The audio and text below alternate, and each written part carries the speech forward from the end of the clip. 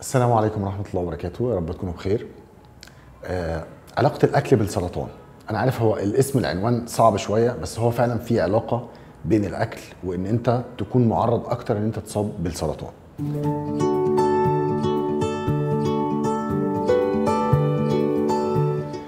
فزي ما في أنواع من الأكل ممكن تحمينا إن احنا نتصاب من أنواع معينة من السرطان، وإن احنا بنتكلم على الأكل فاحنا بنتكلم على سرطان القولون، المعدة، المستقيم. وبالتالي في انواع من الاكل ممكن تخليك عرضه اكتر ان انت يجيلك سرطان. زي ايه بقى؟ بنقسم الاكل لثلاث مجموعات. اول مجموعه حاجه ليها علاقه او انواع من الاكل ثبت بالادله العلميه ان ليها علاقه مباشره بالسرطان. يعني لما باكلها بكميات كبيره وبتكرار هيجيلك سرطان. المجموعه الثانيه ثبت بالادله ان هي ليها علاقه لكن غير مباشره بالسرطان.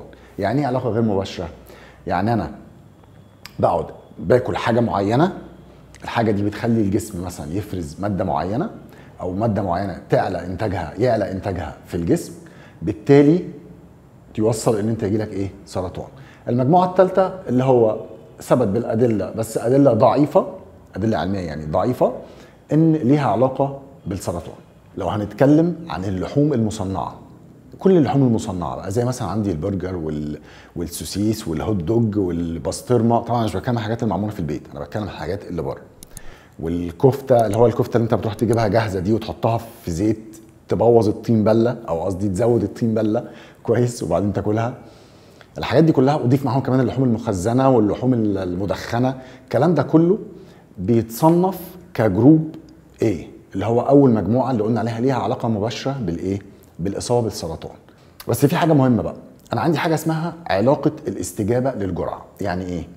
يعني كل ما انت خدت جرعات كتيره ومتكرره فجسمك تكون استجابته اسرع واعلى لان انت تتصاب بالسرطان. يعني مش معنى مثلا ان انا باكل كل شهرين مثلا في اي مطعم من المطاعم الكبيره اللي هي المطاعم العالميه، عشان مش هينفع اقول اسماء، اللي كلها عك، تمام؟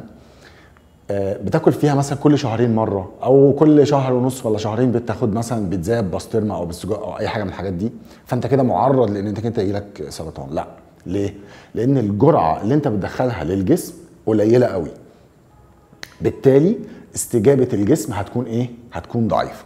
هي الحاجات دي بتكون مسرطنه ليه؟ بتكون مسرطنه عشان بتتعرض لدرجات حراره عاليه جدا، دي اول حاجه. تاني حاجه ان هي كميه الدهون اللي فيها بتكون عاليه جدا، تكاد تصل ل 90% دهون و10% بس اللي بيكون لحم.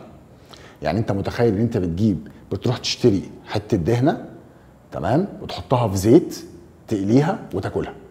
طبعا الدهون الكتير قوي دي، ودي دهون بتكون دهون مشبعه، الدهون الكتيره قوي دي ممكن تسبب، او مش ممكن، هي هتسبب التهابات في الجسم. الالتهابات دي تاخدك لان انت يجيلك كانسر. ايه كمان في موضوع الدهون؟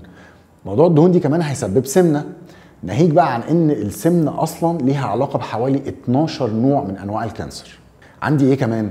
عندي اللحوم الحمراء زي الضاني والحاجات دي.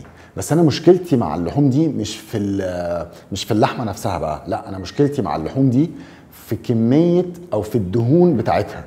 يعني لو انت من محبي الاكلات دي فانت حاول على قد ما تقدر ان انت تكون بتاكل اللحمه بس، ابعد خالص عن الدهون بتاعتها. نتمنى الخير والصحه للجميع يا رب ان شاء الله، واشوفكم على خير.